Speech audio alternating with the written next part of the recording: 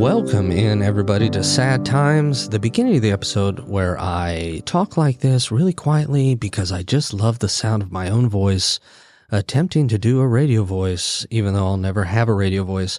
My name is Kevin. For those of you who have never listened to Sad Times, just a little primer on what we do here. Sad Times is a podcast where every week we do have a new guest on, or, as we'll see a little bit later, a returning guest, where somebody comes on and they talk about a story or times in their life they were sad, upset, angry, frustrated, any number of things, and how they acted around that time, and kind of how maybe those who love them acted around that time as well.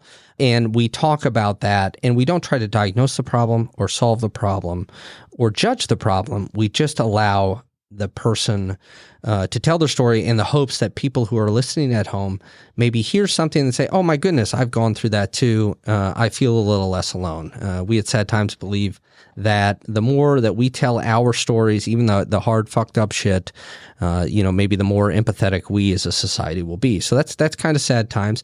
As always, we do have sponsors here at Sad Times.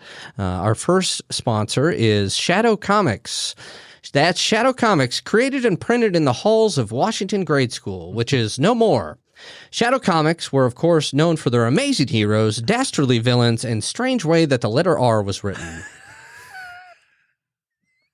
Okay, all right. Calm down over there. And our second sponsor is Brent Hand, quite literal sponsor. Sad Times is brought to you by the time, expertise, generosity, and kindness of Brent Hand. Not only is he funny and co-creator and co-host of an amazing podcast named Hysteria 51, he's also the producer of whatever the fuck this podcast is. Serious thank you to Brent Hand for everything that he does on a day-to-day basis for Sad Times. We could not do it without him. All right, enough of these capitalist fucks like Brent. And let's get to our guest this week. As I kind of mentioned earlier, it is a returning champion, Mr. John Thomas Brown, JT Brown. John, how are you doing, man? I'm good. I'm glad to be back with you, hanging out, and gonna rehash a little bit. Yeah, and I like that we did make a pact that we're not going to speak to each other unless we both have microphones in front of us. That's right. It's been a long time. Yeah, it's been a long time. We should say that I met John Thomas in 5th grade. And I don't think the impetus, I don't think I met over Shadow Comics, but you started that with Jason? Correct. Yep. With our friend Jason. And then I believe I tried to draw something for it, and it wasn't very good. But you had created this comic books series that we made in 5th and 6th grade, or just 5th grade? Yeah, so I think it was 5th and 6th, and then it kind of died out in 7th. I because it was one of those where it's we were a bit like the Roman Empire. We spread our borders too far, right? And then imploded. The Christians came in and fucked it all up. Just kidding. So yeah, Shadow Comics. That's why John Thomas was kind of laughing if you could hear that. So John, you were on the show in, I think it was about late 2019. Late 19. Yep. Yeah. Mm-hmm. So, and at that point, obviously the world was a very different place. Yeah. And nothing's really happened since then that I'm aware of.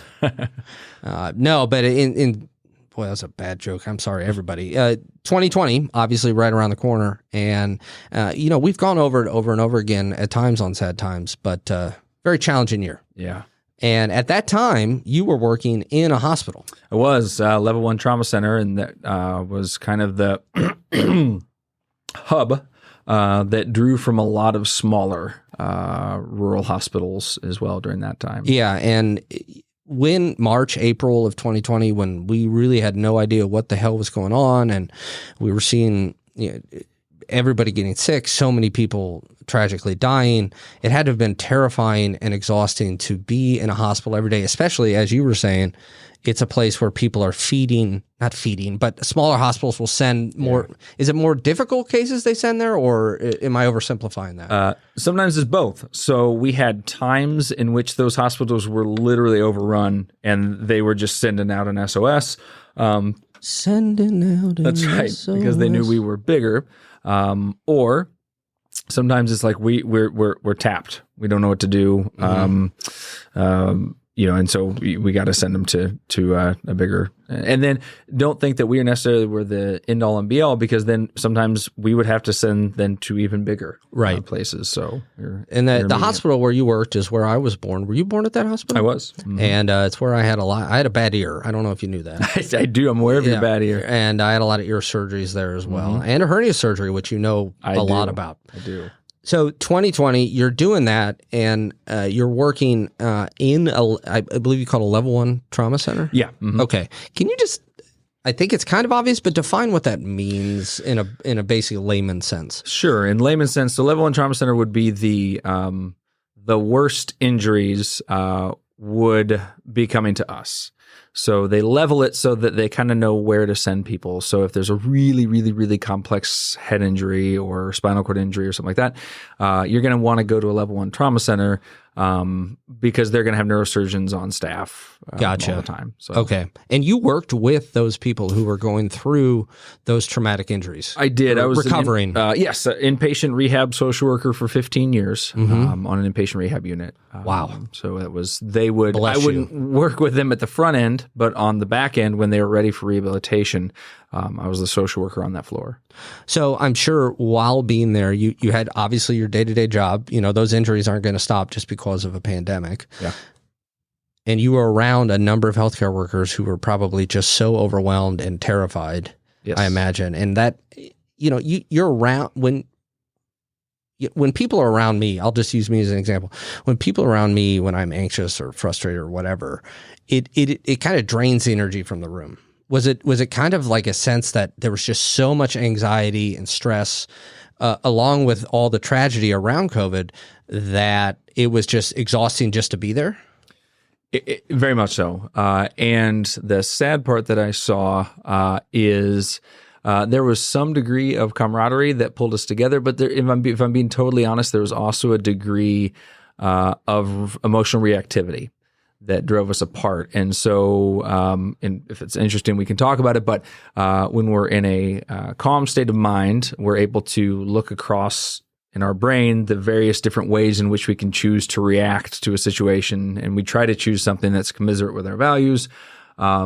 When we're in a emotionally heightened state, we're in reaction mode. And so you say things that you can't unring the bell. You say things you wouldn't have otherwise said. You snap at people. You hold grudges against people. So I did see some of that in what was otherwise a pretty tight-knit group. So you guys were close, and then that was there was some tearing at the seams in a sense because of that reactivity? I would say so. There was, again, it's really complex and messy. So there wasn't like, it was always camaraderie or it was always kind of falling apart. It waxed and waned depending on the person, the situation, that sort of thing. But I'll just say among my peers, I saw a stress response that was higher than anything I've seen in my 15-year career. I had a calm state of mind once in 1988. And it was right before the Hulkster and Andre got double eliminated in WrestleMania 4. That was deeply distressing because they both used the chair. Yep. Yeah, that was upsetting. I remember that. And it's unfair because one-man gang got a bye. How fair is that? I know. And then he hit Macho Man with a cane. Well, we've gone into a whole other thing, which is what we usually talk about, which is pro wrestling. Yep. So during 2020, there's the pandemic, and you're a father, and obviously the pandemic had a huge effect on children and schooling. Yeah. And I believe that fall of 2020, your middle child was supposed to be starting kindergarten, correct? Correct. And so your middle child did that on like video? Yeah. So my kids at the time would have been, I think here, 2020 would have been 1, 5, and 8 at that time. Mm-hmm. And so my middle son that fall was going to kindergarten. And so he had to do that remotely on the computer. I think that probably I'm married to a teacher, and I can tell you that anybody that works in teaching will tell you that kindergarten is mainly about like how to be at school. I mean, more than academics, like getting into the routine. Correct. How to listen, how to follow, how to line up, how to do this, how to that, kind of like learning those routines. And so it was very challenging. his teacher was amazing and was a saint, and my hat goes off to the guy. I have no complaints or criticisms of teachers during that time period. I just can't imagine. I don't know how they did it. Yeah. So he did the absolute best he could, but how much can you do with 6-year-olds, over video? They have never been in school before, other than just like preschool or whatever, but have never been in like actual school. So it was really tough. I felt like that was a challenging environment in which to have your first experience with school. Yeah, to say the least. And then you said your wife is a teacher. Was she teaching remotely at that time, or was she more trying to help with your kids learn remotely? Yeah, so that was another kind of painful dimension. 2020, like for many people, was a confluence of a lot of different difficult situations. One of which was we didn't have someone that could do childcare because my wife worked and I worked. And so she had to take a leave because she's a special ed teacher. She had to take a leave to take care of our kids because it wasn't going to be doable otherwise. And so, it was very challenging because she wasn't planning on leaving her job. She wasn't unhappy at her job or anything like that.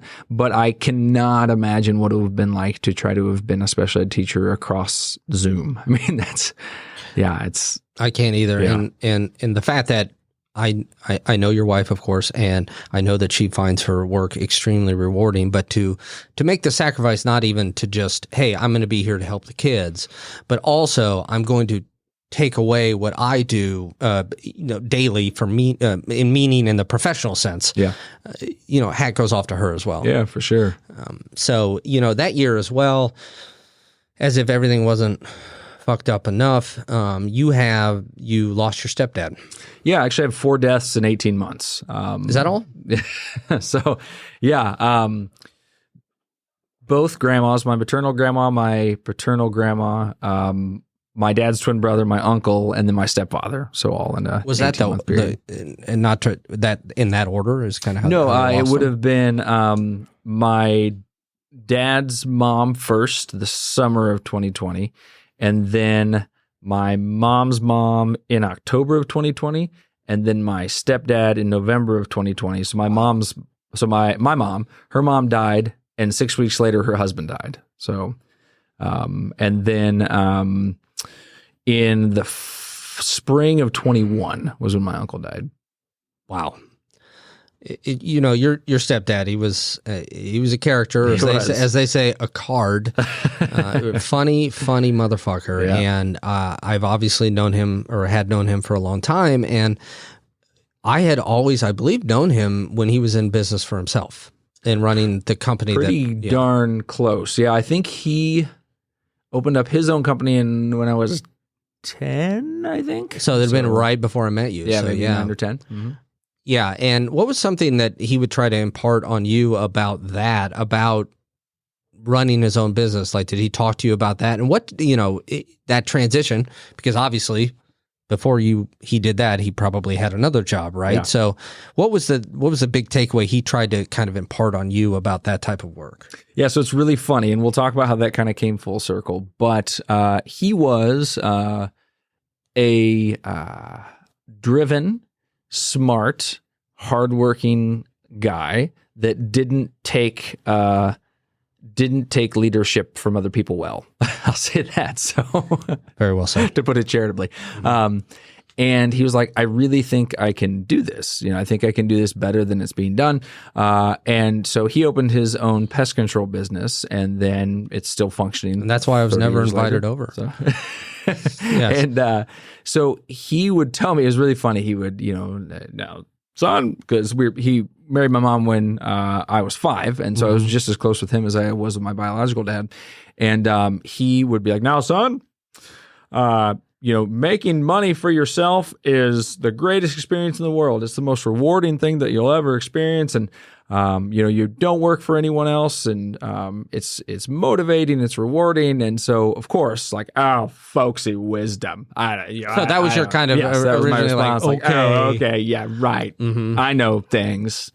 So, and then it turned out he was completely right. Yeah. And now I own my own company, and And he was 100% right, which is ironic, of course. Is it a pest chaos business? Mine or his? Yours. No. Mine is a counseling business. All right, we'll get to that in a second.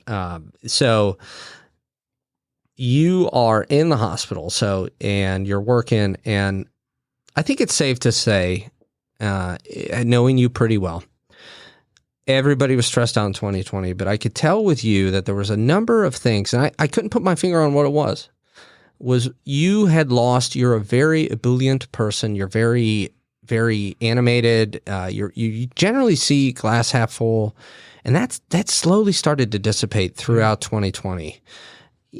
And why do you think that is?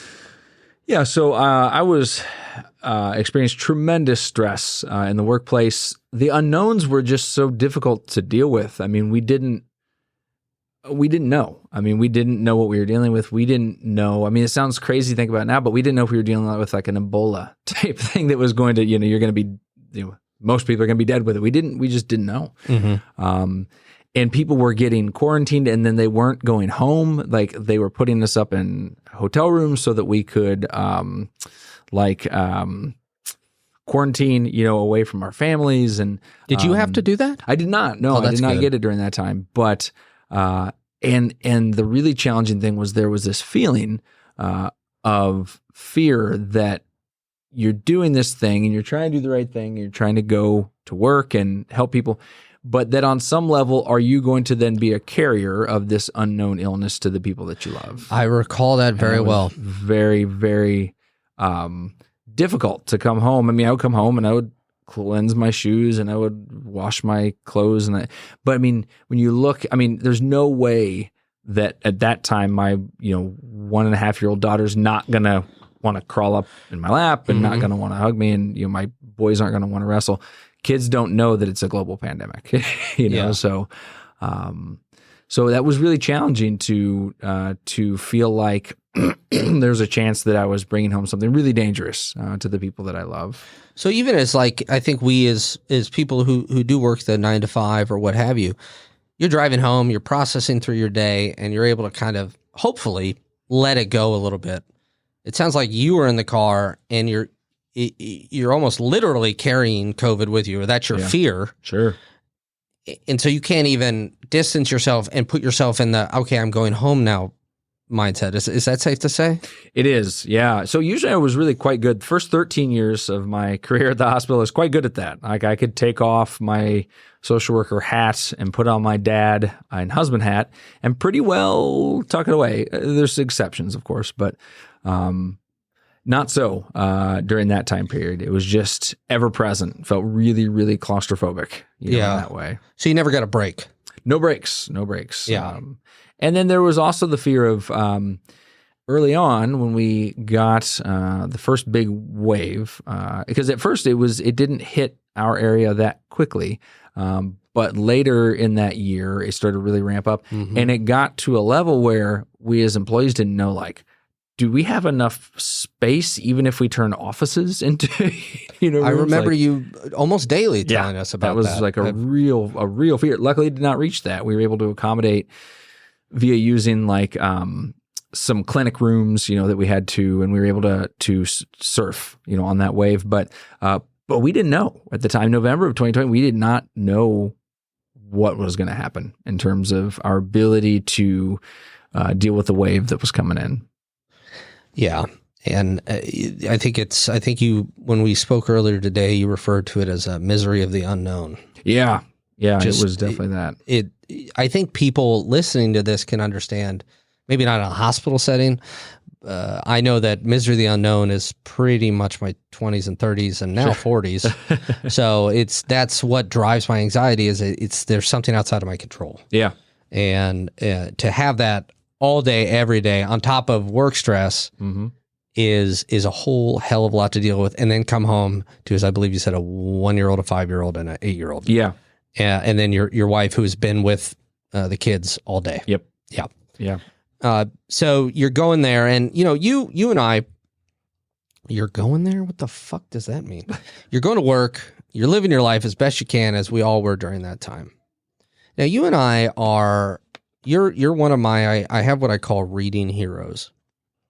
You're one of my reading heroes. You've always been you're very well read, and you read you always have a book going. Yeah. And you are somebody I always looked up to for that reading, and your insistence on, I will make this a part of my life. Sure. For me, I have to do that. It's a survival mechanism as much as anything. I've read some of my favorite books are considered. I promise we're going to get here. Some of my favorite books are considered what's called postmodern. Yeah. Mm-hmm. But can you tell us kind of what is the definition of postmodernism? To your understanding. To my understanding. So it's quite broad, but I would say if I were to boil it down, postmodernism is a belief that there is not objective truth, there's not objective meaning, but instead the only experience is subjective, and thus each subjective experience has to be treated as if it's truth. Would you say that you've read some books on postmodernism, would you say that is... To be honest with you, I don't know if I've read any books on postmodernism, but I've read a lot of stuff that is defined as postmodernism, and I've seen some, forgive me, really bad postmodern plays. Sure. Does that jive with what you've seen? Yeah, I think that's fair. And I think that one of the things, in my understanding very briefly of postmodernism, again, I am no expert, is that it was very much in literature as a way to reflect the world, right? Art is supposed to reflect the world and explain it to us in a different way. Mm-hmm. It wasn't meant to be like, this is how the world should be. Yeah, so not to get too nerdy, but I think sometimes people don't realize how much the modern Western value set reflects the 70s and 80s French postmodernists, particularly Derrida and Foucault. And they were kind of like the punk rockers of philosophy. They're kind of like, whatever that stuff you think is stupid. And so we think this other thing. And I don't think that I feel like people that take postmodernism as the way in which to nation build or have a country are essentially being like, we should elect Sid Vicious as president. I see what you're saying. Yeah, and he's not even a real punk in my opinion. Yeah, go ahead. But there is a. I feel like sometimes people don't realize what they're doing in the context of very rigid empirical modernist philosophers, and they were railing against that. Those two in particular. You said the 70s and 80s, like 1970s, 1980s? Yeah. Mm-hmm. Yep. Okay. Yeah, and you're somebody who you have a great interest in, world history in general. And do you feel like that has, with the subjective versus objective, does it provide a cognitive dissonance for you when you're looking at something and say, well, I believe the objective truth to be this, and then the cognitive dissonance maybe comes in for you when people say, yes, but this person believes differently, and you need to adhere to that as well? Am I getting that right? I think so. So I guess the rub is, I think that probably postmodernism is a good personal philosophy in our pursuit of meaning that is subjective, which I believe is absolutely true and is cooperative with the type of therapy that I do, right? I mean, it really is a question of what's meaningful to you. But I find it really scary when that bleeds into hard science, healthcare, things that require empiricism. Gotcha. Okay. So I hear what you're saying, and just for our poor listening audience, I'm going to move away from postmodernism and our theorizing over it. But I do want to talk about how that maybe there was a feeling in this country, probably, and I could be remembering wrong, that there was just a cognitive dissonance going on in 2020 for any number of things, unfortunately. And I'm sure, as you are like me, a pretty anxious person, so that had to, on some level, have fed into your general anxiety. Definitely. I mean, it felt like everything was falling apart, and it felt like everything that we had known and the values that we had shared were being, so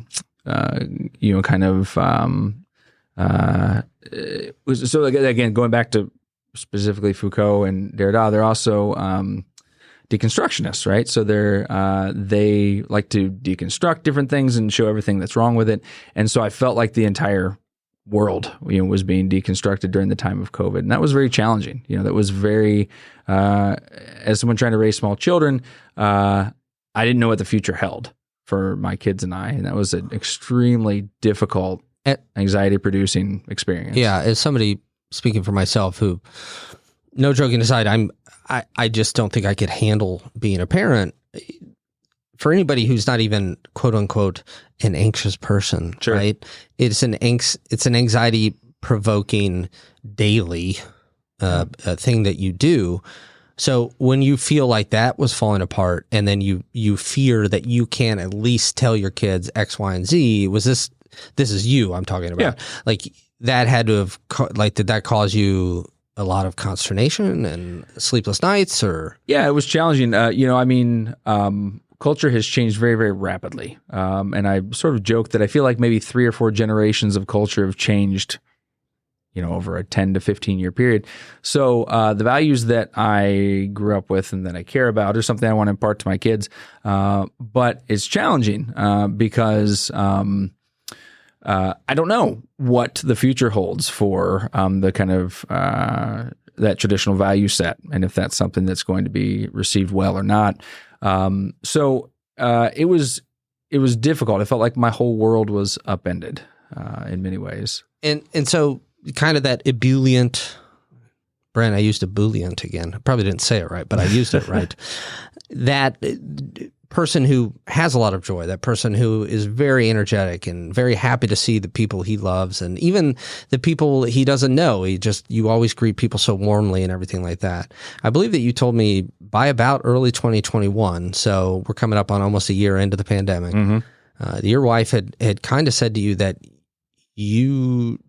it seems like you have no joy left. Yeah. So she really kind of had an intervention with me, and that's really what kind of kickstarted my renaissance, I guess we'll say. Mm-hmm. We've been married now for almost 18 years. At the time, for I guess would that be almost 16 at the time. Mm-hmm. And she just said, she's like, you just have no joy. She's like, you come home and you're just so unhappy and you're heartbroken and you're anxious and you're sad. And she's like, and it's just robbing all of us as a family unit, all the joy that we would experience. It's been a sieve on that. And while that was painful to hear, I take that really seriously because she's my closest confidant and she knows me very, very, very well. And so that really got me thinking. I was like, so I thought for sure that I would retire. I thought I was a lifer, in medical social work, and that I would retire as a medical social worker. But 15 years is a long time, and the last 2 damn near killed me. And so at that point, I started to think, can I do this? I don't know if I can do this for much longer. And then I had to think about, what in the hell else will I do? This is literally all I've ever done, which was difficult to think about. So did you then at that time, so your wife kind of gives you that tough love, not even tough love, that hard truth. I'm really concerned to you. Yes. Yeah. There's no more joy. Yeah. So maybe around that time, I think you were saying like your ideas began to percolate. What can I do? And is it kind of a callback to what your stepdad had been imparting on you all those years ago? Isn't that funny? So ironically, I was just informally meeting. So again, just to give context, my colleagues, nursing colleagues, therapy colleagues, et cetera, there was a bottleneck on mental health services, and I saw them suffering horribly. And so informally, I would just sometimes meet with my colleagues and just talk with them.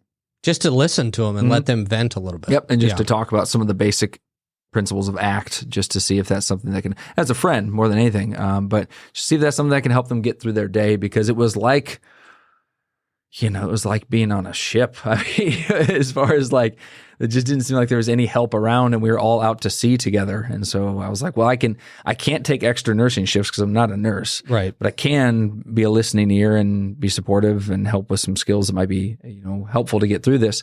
And I found a tremendous amount of satisfaction and peace in doing that.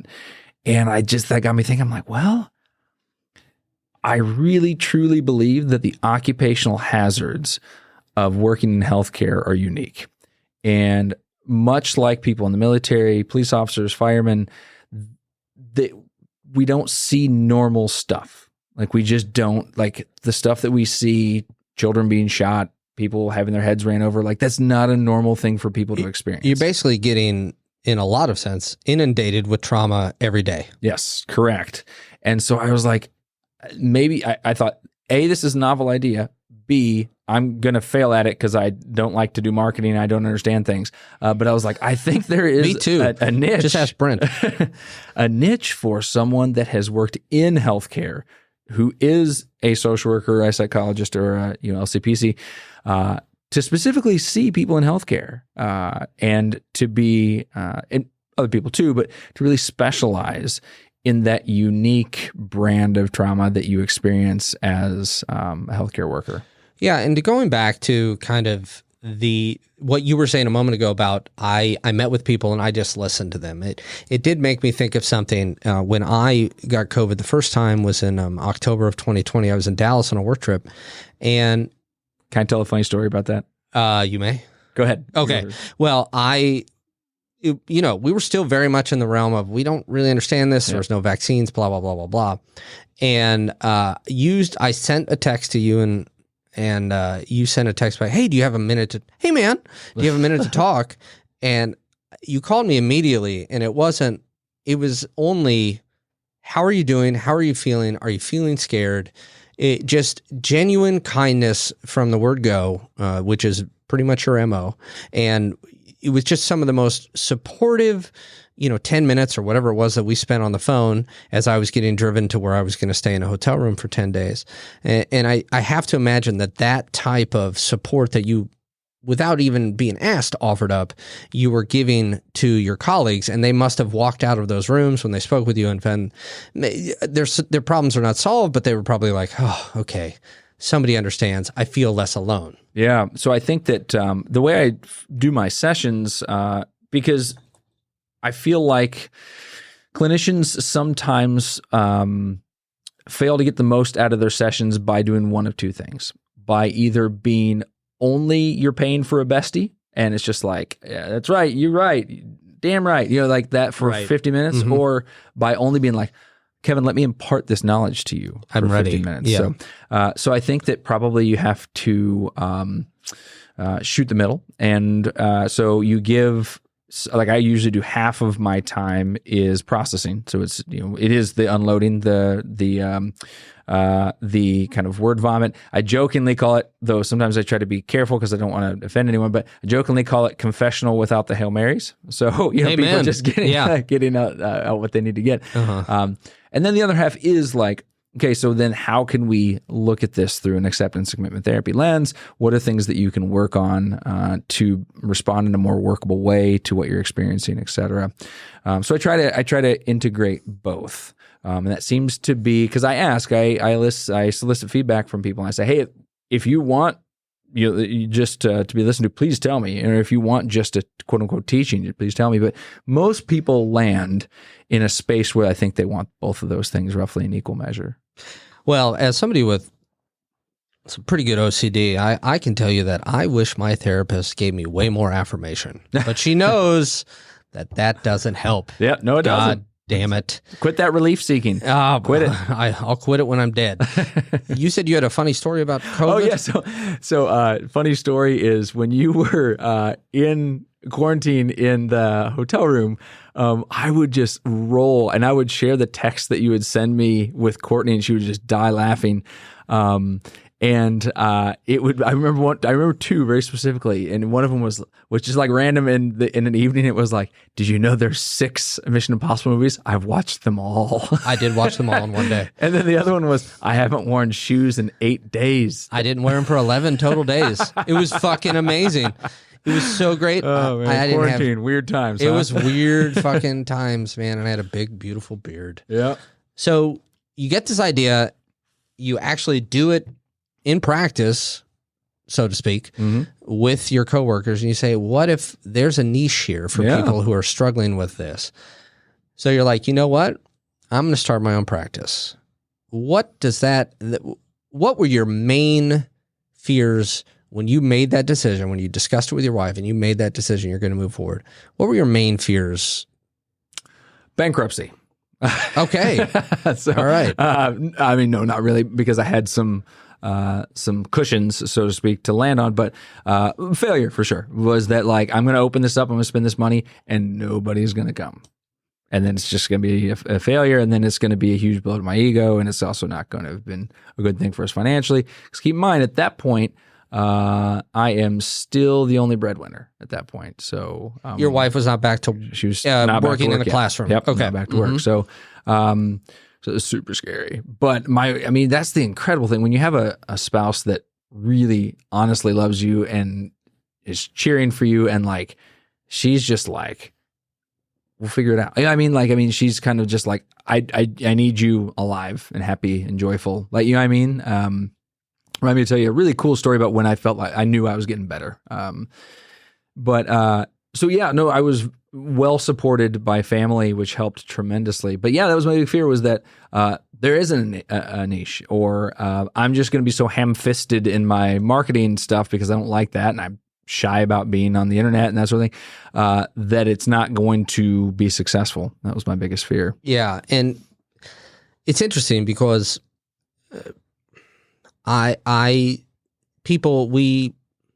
all right, starting over. It's interesting. Don't even cut that shit out, Brent. That's what people come to this show for. It's interesting because I think we're taught to some degree. You go to school, you grow up, you get a job, and you work that job. And obviously, we continue to be further and further removed from that. Like, there's no gold watches really anymore. People don't stick, et cetera. Companies don't take care of their employees the way they used to, in my opinion, et cetera.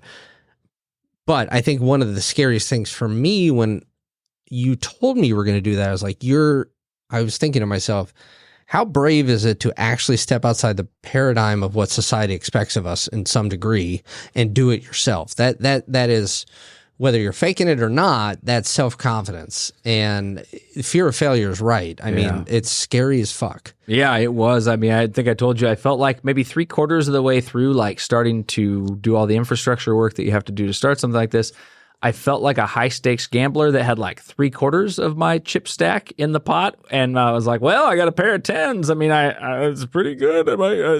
I guess I'm all in. Yeah, and when you said you're 3/4 of the way done, and these are like just form after form after form. Yeah, after so form. it's there's cost, and there's the practical things of finding your office, and going through the process of getting establishing a business and starting a PLLC, and just all of the different stuff that you have to do to be able to start a business. And I knew zero things about that. So when I started, where did you go to find those things out? I mean, is it as simple as a Google or I took a course. I took a course, and that helped a lot. It was just a course from the National Association of Social Workers, just about starting basically your own private practice. And that, I mean, I couldn't have done it without. I mean, there's no way.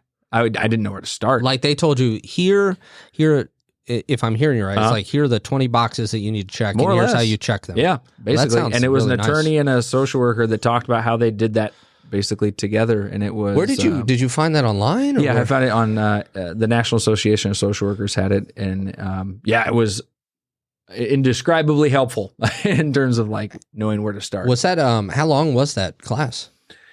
I think it was only 3 hours. Oh, that's it? Yeah. Wow. So, which is, I don't like to devote a lot of time to anything other than pro wrestling and the Cubs. Yeah.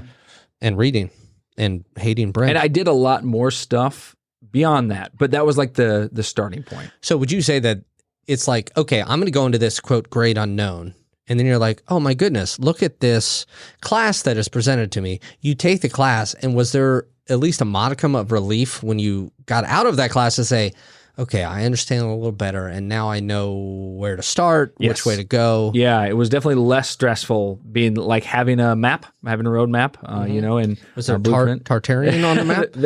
There was not. Okay. So I had like at least some kind of blueprint for, what I needed to do. And I'm good at following steps, but I needed the steps to even know where to start. But what I found the really challenging part was sometimes you couldn't do this step without this other step happening first. So you have to wait on that, and that's going to take 6 weeks. But once you have that, then you have to go and you have to do that. But there's a time sensitive amount, and there's always like some reason why you couldn't just go step 1 done, step 2. You had to wait and wait and Did wait. you find some comfort in that though? Knowing you, I would assume that maybe not the waiting, but the fact that you know that A has to happen before B can happen, B has to happen before C can happen. I think once you understood that, outside of the waiting and patience, did you find comfort in that? Yes, but it's messy though, because then it'd be like, well, C actually technically needs to happen, simultaneously with B, and then so there was like, it was a little bit challenging in that way. And honestly, some of that's such a whirlwind because I just was like, I don't even feel like I remember all of those steps because I was just really, really absorbed in it and trying to get through each day to get that up and running. Okay, so you had the conversation with your wife in early 21 where she kind of says, I'm not seeing the joy anymore. Yeah. You have the idea, you're thinking back on what your stepdad said, and you'd already been helping some of your coworkers, just, I believe, pro bono is a term? Yeah, more or less, yeah. So then you move in. At what point are you like, okay, I've done steps A through Z. I'm ready to go. I'm going to, like, did you leave the hospital where you were working permanently, fully? Like, when did you start your own practice? And did that mean like that was it? Or did you do some work on the side still with the hospital? Yeah, so that's a great question. So I was still very tight with my rehab colleagues and with the leadership there who I have tremendous respect for. And so I actually stayed on. It helped them because I stayed on part-time because they didn't have a replacement right away. And it helped me because I didn't have any clients. So, for a while I still worked part-time as I slowly built up my client list. And that helped tremendously to have that landing spot.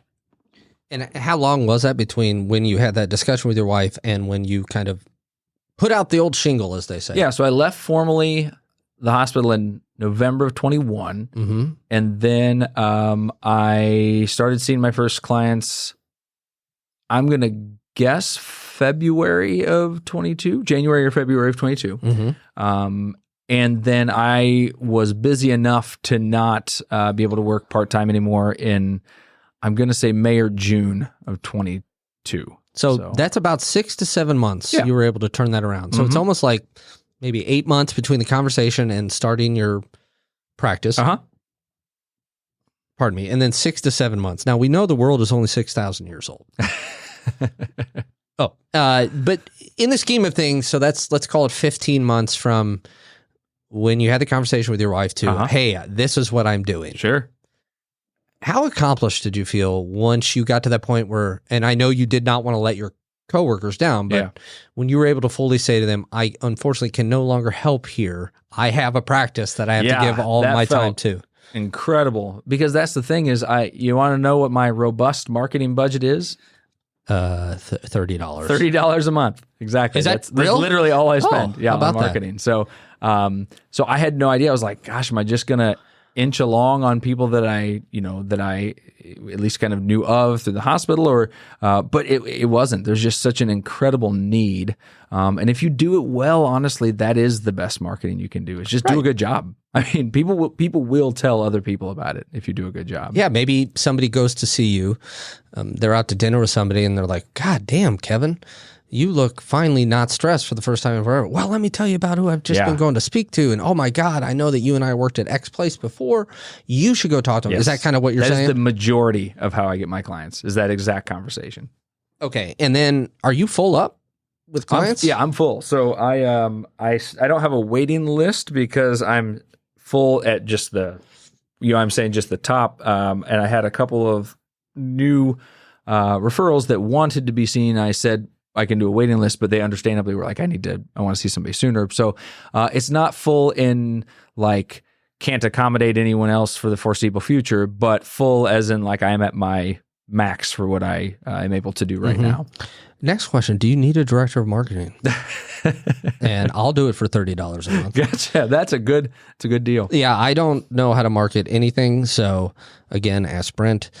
And okay, so I know that we've been kind of just really going through timeline stuff here. The reason that I'm doing that, at least why I'm deliberately doing that, is I think it's one of the important and amazing lessons here is that you said, you know what, there are some risks here, but this is what I believe, and this is how I would like to move forward with my life. And I think that a lot of people, especially people listening to this, right, would maybe think, well, and I know that I've had that thought, well, there's no way I could do that. I'll just continue to do what I do. And I understand that we're glossing over a lot of secondary factors that are going to hold people back from that. But if it is something you're looking to not even go into business yourself, but just make that change for yourself, you're just a wonderful explanation of how it's possible that you faced your fears, whether they be small about like, well, you know, how do I fill out this form, to I believe you had told me you were really worried that you were going to miss something on a form that's going to get you into, you know, inadvertently. Yeah. Right. So I just think it's important to show that you did this in a pretty damn short period of time, and kudos to you for that. Yeah. I would say that my stepdad was absolutely right about all of it. And what I mean by that is the incredible, rewarding, empowering sense of running something exactly how you want it, by your own ethics, by your own compass, and making money based on what you're providing, and that going directly to you and to the people you love is incredibly empowering. It's fascinating. So I would work sometimes at the hospital. And again, the hospital was a physical grind too, and if I had to work late and I had to work 10 hours, I would be like, oh my gosh, I'm so exhausted. Get me the hell out of here. You know, and sometimes I will find myself doing stuff in my practice and I'll have worked 10 or 11 or 12 hours. And I will be like, oh, that was great. Like, and I think about all the ways I was like, I got to see people. I got to do it in a way that I feel like is the right way. I made money for my family and I just feel so tremendous, such a tremendous sense of ownership and empowerment, that it doesn't feel like work in many ways. It feels like something where I get to have great conversations with people and help be kind of, a shepherd through difficult times in life. And then I make excellent money doing it. And I can't explain how great it is to work for yourself. I mean, it's remarkable. Yeah. And then doing the work that you're doing, which is, it sounds like, you know, I'm obviously not one of your clients. Trust me, you don't want to deal with that, but it sounds like after most sessions, it's like, wow, I made a difference of some sort. Yeah. So, or maybe it's over a longer period. Tell me about that. Yeah, so it's a bit different. When I was working in the hospital, that was very task-oriented. So you got a little bit more direct satisfaction. So I'd be like, I helped get Social Security disability. I helped get that wheelchair. You had really concrete tasks. So when you're in the counseling or therapy realm, the payoff is much less concrete. So that's a little harder. That's something I had to adjust to. What do you mean less concrete? So it's really a subjective experience. Some people get really, really excited about forms and about, you know, the things that they, I want you to fill this out and tell me exactly how much it's improved in each area. I tend to jokingly, I tell my clients this a lot. I say, if I could just give you the diagnosis of messy human shit, that's what I would give everyone, because that's ultimately what we're all doing, right, what we're all experiencing. And again, that kind of goes back to like, I'm not anti-subjectivity. I think that that's a real thing and an important thing in an individual's life. And so it's a subjective experience therapy, and they have to be able to share with me what they feel like they are, what they feel like they need, what they feel like is helping, what's not. And that's why every 6 sessions or so, I jokingly say I do the state of the therapy address, which is where I solicit, I say, how's this going? How's the frequency working for you? Do you need more of this? Do you need less of that? What can I do better? Because you have to have a humbleness. I feel like there's definitely if you go in with the expert mentality, you risk overlooking the signals and the bids that your clients are giving you. Mm-hmm. I don't like this. This isn't effective. This doesn't resonate with me. You know what I mean? You have to be flexible enough to respond. How many standing ovations did you get during the state of the therapy? Well, not many. I got a few sitting chuckles instead. So fair enough. And that's interesting. What you just said is like, yes, you're a trained social worker and you've done it outside of, in the hospital setting for 15 years. So it's very fair to say you have some expertise in this area, but it must keep you on your toes to know that, yes, I know about X, Y, and Z, but really what I'm here to do, tell me if I'm wrong about this. Sure. Is it really what I'm here to do is listen and then work off of that? Or is that too simple a way to describe the work you're doing? Well, so if I take you through kind of a process, if possible, it depends on what the situation is. Sometimes I don't do this, but usually I'll start the process, do an assessment, of course, first. That's the first session. And after that, I try to go through kind of the 6 primary dimensions of acceptance and commitment therapy and a skill that's associated with each dimension, because that gives a foundation of the shared language that we're going to be using. Because I do think that has broad application to virtually everybody's situation. Mm-hmm. But I try to listen and be responsive because they don't have to be done in the same order. As an example, some people that are really struggling with having clarity of their values, what do I care about? Why am I doing this? I feel no sense of purpose, etc. That would clue me into, okay, we need to do values related work first. Or if someone else says, I cannot get this thought out of my mind, it's always there, it's just completely engulfing everything I am. I think about it every 30 seconds. Then I know that's cognitive fusion. So we're going to need to work on work that is focused around trying to diffuse from those thoughts. How do I fix that, John? Fix the cognitive diffusion? Yeah. Well, just fix it for me right now. Well, I'll have to charge you. Okay. How much? That's fine. That's fine. That'll be fine. Brent, get the checkbook. Okay. Gotcha. Real fast. Like, what are those 6? Tell me. I'm sorry. You said acceptance? No, that's not right. Yeah, I can give you and we talked about this briefly in our last time, but acceptance and commitment therapy is my primary approach. ACT is what it's also called. I would call it a nephew to CBT, but maybe not a child cognitive to CBT. Behavioral therapy. Mm-hmm. But the way it differs is that the ultimate upshot of acceptance and commitment therapy is no amount of reasoning or arguing or telling yourself to stop, telling yourself to get over it, talking yourself out of it. No amount of that is going to result in you thinking the thought less or experiencing the feeling less. Mm-hmm. For reasons that are based on neurobiology, that is all going to embed that story into your hippocampus with stronger emotion. Mm-hmm. So ironically, what that leaves us with is how do we respond to difficult thoughts and feelings in a way that is commiserate with our values, that is non-reactive, and that sends a different message to our hippocampus. This is okay. I can accept this. I can make space for this. You can stay as long as you want. Anxiety, everything's fine. Because if you can start sending that message instead, you slowly tell the hippocampus, let go of that tag. This isn't that important. This isn't something that you need. So the more that you argue with it or tell yourself, I can't think this. What does this say about me? I'm such a terrible person.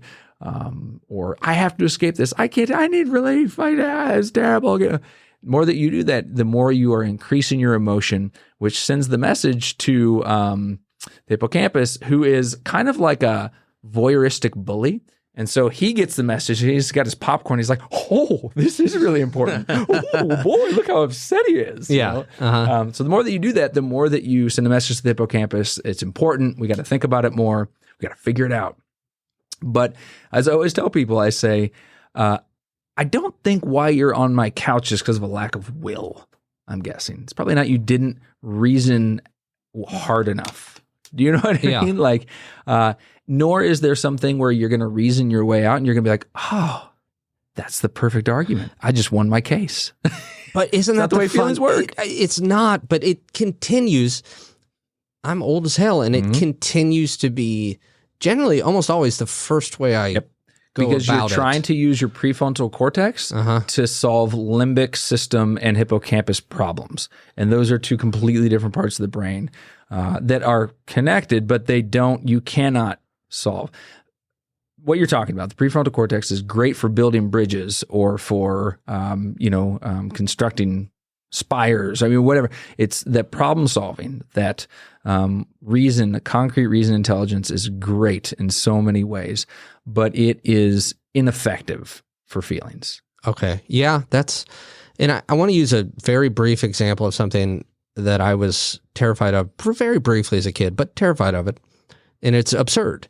I was terrified I was going to stick my head in a tornado siren, and then the tornado siren was going to go off and I would lose my hearing. Yeah. Right? Sure. And don't look at me like that, Brent. And it terrified me. And the more I thought about it, the more I got terrified. So let's just say, and I don't mean to put you on the spot. No, you're fine. Let's just say I come to you with that problem. And again, I think a lot of people who listen to any podcast have weird, strange fears that maybe they're even embarrassed about. And they try to solve them themselves instead of doing. So if I came to you and said, I'm afraid I'm going to stick my head, and I keep worrying about it, and I keep picturing it, I can't stop picturing it, what would be just a couple things tools, I guess you would say, to help me through that? And I understand that this is not going to solve the problem, just something how you would start. Yeah. So I would start by explaining some of the biology to you. And we talked about this the first time, so I won't belabor it too much, but I will say that that vivid thought of you sticking your head in the siren and losing your hearing probably was something that you could vividly imagine, and you could think about, and you could think about how bad you would feel if that happened, and you'd think about what it'd be like to be deaf and how you never get to listen to music. Oh, yes. That all probably felt very vivid. And if something is vivid enough, you can set off your amygdala. And that's the car alarm in your brain. I hate my amygdala. Yeah, that amygdala is a pain in the ass. Yeah, it's a real fucker. The amygdala is useful when there's real danger, right? So, like, let's say you were walking along and along the edge of a mountain, and you stepped on some loose gravel and you slid like halfway down. Your amygdala would fire and you'd be scared half to death. And after that point, you would be very careful, because that would be tagged in your hippocampus as, this is really dangerous. Right. I'm really scared. So you don't have to reinvent the wheel. It's tagged in your hippocampus. But we get it attached to stuff that's not actually dangerous, because we have vivid imaginations, and we have less mortal danger than we did in our pre-human and proto-human ancestors of, a million years ago. Right. So, fight or flight. And I'm not going to go deep into that, but we have far less instances of actual fight or flight than we did, which is why that evolved in our brains. But the instinct still remains, because evolution is a slow process. So we don't have as much mortal danger. We will at some point. I mean, that's the thing, is societies come and go. So so it's going to probably outlast our comfort. Yeah. So it remains. And I do think if we can think of something vividly enough, we can set up our amygdala, which then in turn gets encoded into the hippocampus.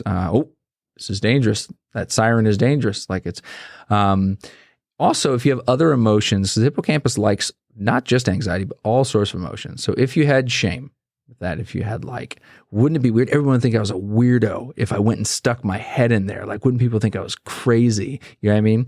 Shame is very powerful, as powerful as anxiety in terms of tagging. And I think that also has an evolutionary base. If you wanted to survive when we were in our hunter-gathering stage, you kind of had to be part of the group. Yeah. And so if you screwed up and the group didn't like you, and when they kicked you out, your survival ability just went very low. So I think shame was something that was kind of built in to be like, what is my place in the group? Am I cool? Am I okay? Am I still welcome? Because if you think, most shame is pretty built on what other people would think, right? I mean, a lot of times. In my experience with it, yeah. Yeah. So if you came with that problem and you had that, first of all, people will tell me all sorts of things that they're scared about, frightened about. And oftentimes it is twisted, weird, messed up, perverse, expressly because it's those things is why your brain gets stuck on it. Because of shame, because of anxiety. Like, I have if I have somebody that said I'm trying to think of an example, I have this harm fantasy that I'm going to get mad and I'm gonna beat my kid to death or something. And this is a mom that is extremely kind, would never do anything like that.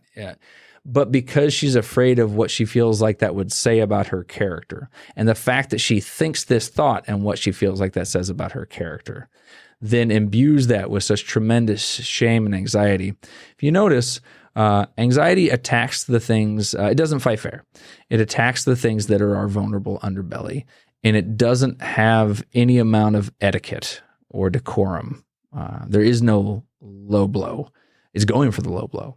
So whatever you feel like is most like sinister and terrible and scary is often what it attaches itself to. It's always I'm going to punch a nun. There's any amount of things that like very few people have genuine desire to punch nuns, but they think about that and how embarrassed they would be and how sad they would be and how they don't want that to represent their personhood. What about punching the makers of Nuns on the Run? Man, I that movie was on HBO. Nonsense. Fuck you. Man, fuck nonsense. It is habit forming, as Dan Goggins likes to tell us. You're welcome, everyone. Okay.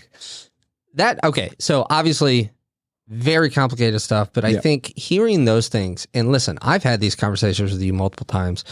You and I think it's fair to say we'll reach out to each other when we're both, having some trouble with anxiety and such. But even hearing it again, it helps. It's helpful for me because, one, it makes me feel less alone. Yep. Two, it kind of helps explain, okay, this is actually what's going on. Yeah. You have this feeling, but probably what's going on is this, right? The content doesn't matter. That's the irony. It's what it feels like. That's the amazing thing. As an example, so let's take your example. The first thing I would work with on your example of the siren is I would say, I would go through this whole process where I have you do this experiential metaphor where I have you hold up your hands to your face and see how close it is to your face, but that's neither here nor there. The skill that I would work on is I would want you to start noticing when you're having that thought because ultimately you are not that thought. You are a place in which that thought is happening. And so I would ask you to insert 4 small words each time you have that thought. And all that would be, I notice I'm thinking I'm going to stick my head in the siren and lose my hearing versus I'm going to stick my head in the siren and lose my hearing. And I have to stop it right now. Exactly. Yeah. And so do you hear the difference? One of which is buying into the content inherently. I'm going to do that. Or what if I do this? The other is saying, I notice I'm thinking. There's an inherent skepticism. There's an inherent distance between yourself and the thought by saying, I notice I'm thinking this. Because the goal is to try to help you to get distance, narrative distance, if you think of that in terms of fiction writing. We're trying to help you get narrative distance from the thought. And then the second thing I would have you do is use observational language for 10 seconds just to describe what you're thinking and feeling in that moment. I would have you say, I notice I'm thinking that I'm with my head in the siren and lose my hearing. Okay. Notice that my heart is beating more rapidly. Notice I've got some sweat on my hands. Okay. Notice that leads to this other feeling of what would it like to be deaf. Okay. I gave it its time. Now I'm going to return to what I was doing before. That little thing is like, why are you paying this quack? That's nothing.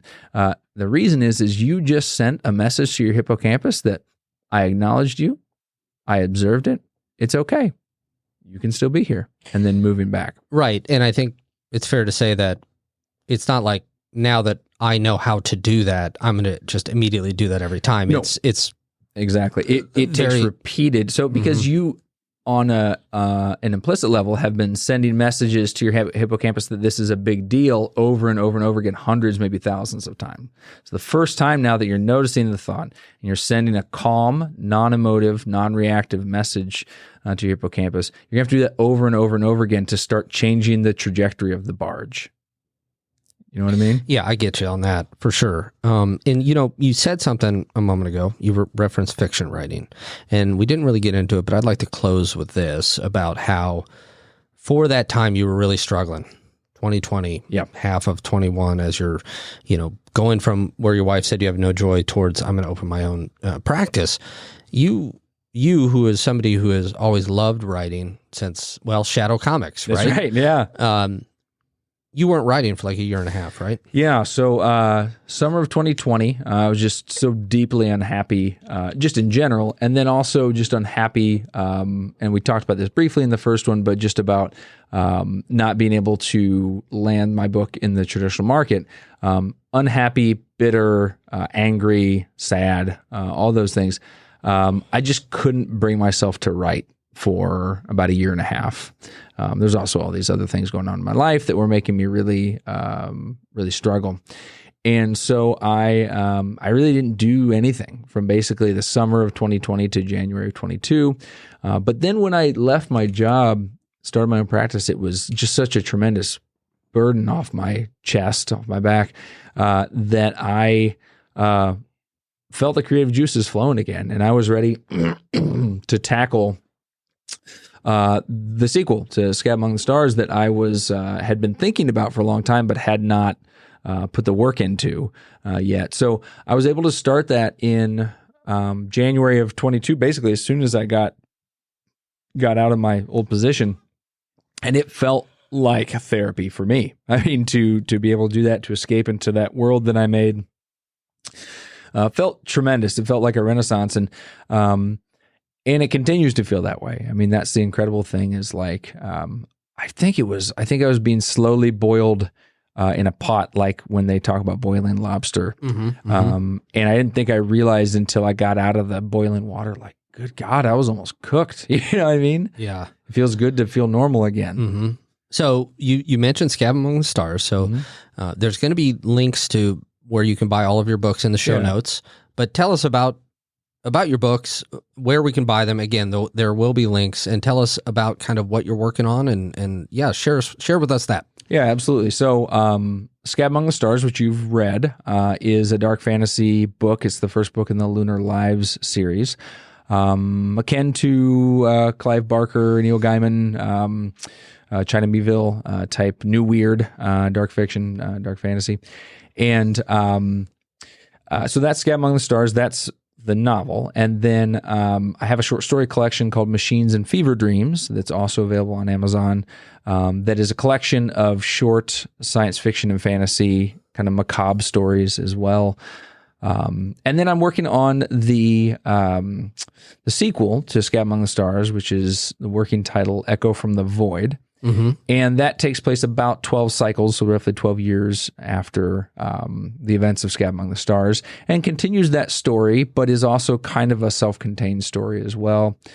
That's in the beta reader process, so I hope to have that done and all shined up and ready to roll by either December of this year or maybe January of next year. That's kind of what I'm shooting for. Okay, and we recorded Hysteria 51 before we recorded this, and I'm going to repeat something I said on there, specifically about Scab Among the Stars. I was one of your beta readers for that before you published it, and I am not a fantasy guy. I wish I was. I love the idea of world building. I love all of that. But what I will say about this book is, even if you don't think you're a fantasy person, it is worth checking out. It's a really good book.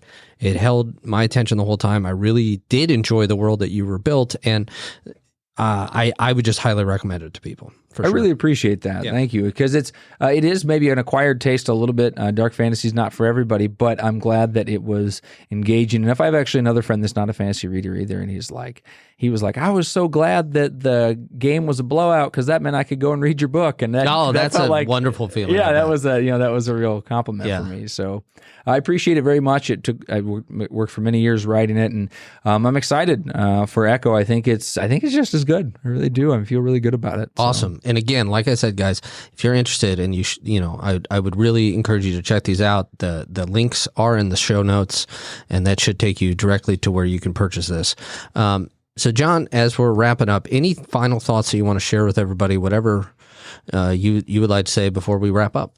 Yeah, I would just say that my experience with leaving a position that I was unhappy in and then starting my own thing was was better than I ever could have dreamed or imagined.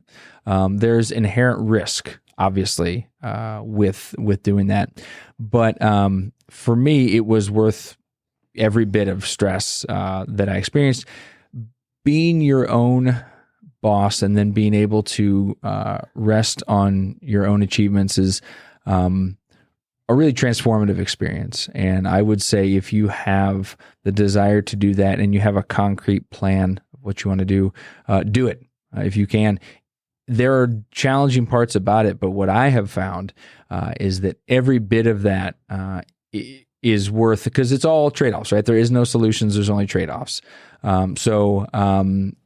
It's not going to be perfect, but I find that the trade-offs are tremendously worth it in my case. Wow, that's really well said. I just nodded a lot, which you can't hear, of course. But awesome. Well, John, thank you so much for being on. And I will say this to you.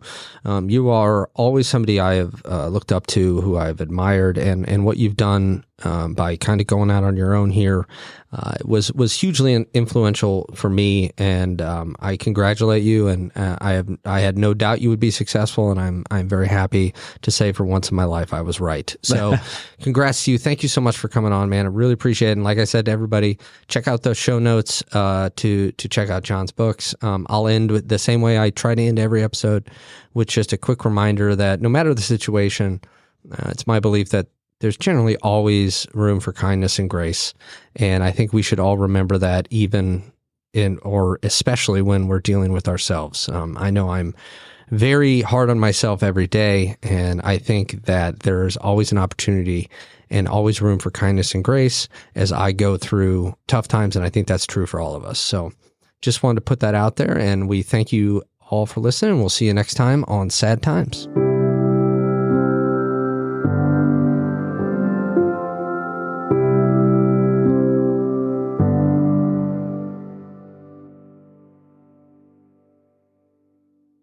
You've been listening to a Fourth Hand Joint.